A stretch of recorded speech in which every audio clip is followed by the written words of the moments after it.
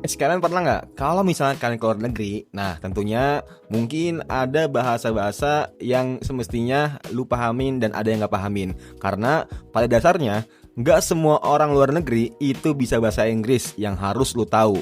Mungkin yang di benak lo sebagai lu warga Indonesia yang belum pernah keluar negeri, pasti lu mikir kalau misalnya ya ilah santai sih, di luar negeri itu pasti bisa semuanya untuk bahasa Inggris. Nah sayangnya itu jawaban itu salah cuy. Kagak anjay. Semua orang atau semua masyarakat, mau itu lu ke Vietnam, ke Thailand, Filipina, segala macamnya, itu mereka tuh ada dan banyak yang nggak bisa bahasa Inggris, dan tentunya lu bingung nanti cara berkomunikasinya gimana segala macamnya. Nah, gua ada satu bahasa yang dimana ini lu harus bisa kuasai ya cuy. Hello guys, welcome in Bang Ari Jenong. Jadi kali ini aku mau sharing kalian kalau misalnya ada satu bahasa yang dimana ini lu harus kuasai, dan pastinya mungkin di Indonesia ini sedikit yang bisa ya, tapi udah tau lah ini bahasa apa, yaitu bahasa tubuh atau bahasa peraga. Kayak misalnya lu mau makan, mungkin lu kalau makan gini kan, makan masih gampang lah. Nah kalau misalnya lu mau nentuin arah tuh kan lu harus tahu, kalau misalnya lu harus mainin jari-jari lu harus mainin apa, kayak pola mata lu, langkah lu, tekstur badan lu segala macamnya. Nah ini tuh penting banget, yang karena kalau misalnya lu nggak bisa bahasa tubuh atau nggak bahasa Inggris juga, ya lu hitung-hitung bahasa Inggris jago, tapi kan nggak semua orang bisa bahasa Inggris. Nah lu akan bingung gitu, merasa bahwasanya kayak lu bisu.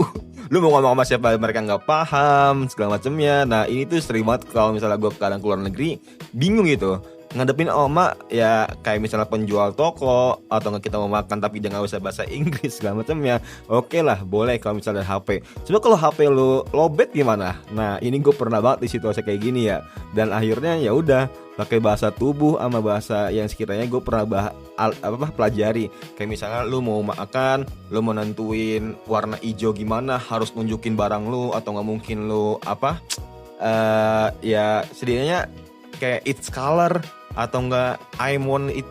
Nah mereka tuh paham kayak misalnya hal kayak gitu. Tapi ada kayak misalnya mau kayak minta tahu gitu, nih kalau misalnya mau ke New York kemana sih arahnya. Kayak misalnya lu dari kota A mau ke kota B, atau enggak lu dari kota A mau ke stasiun A. Nah itu lu kan harus butuh kayak alat atau enggak peraga ya, atau enggak bahasa tubuh itu sendiri ya. Dan tentunya ya kalau gue saranin sih ya, kalau misalnya lu bukan ke Asia, kayak misalnya bukan ke Malaysia atau bukan ke Thailand, ya itu gue rasa sih lu harus belajar gitu.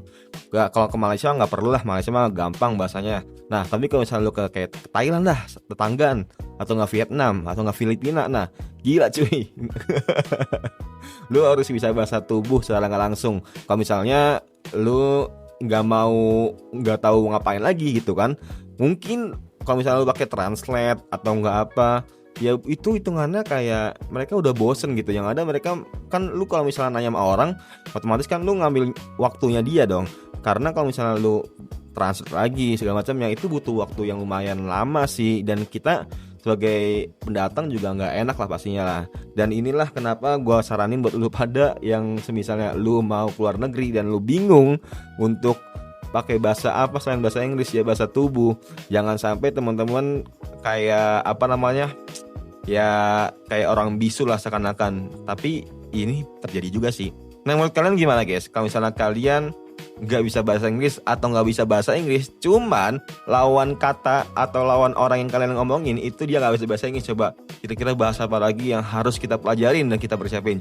Tulis saja di kolom komentar dan kita sama-sama berpendapat. Semoga bermanfaat, and see you next time. Bye.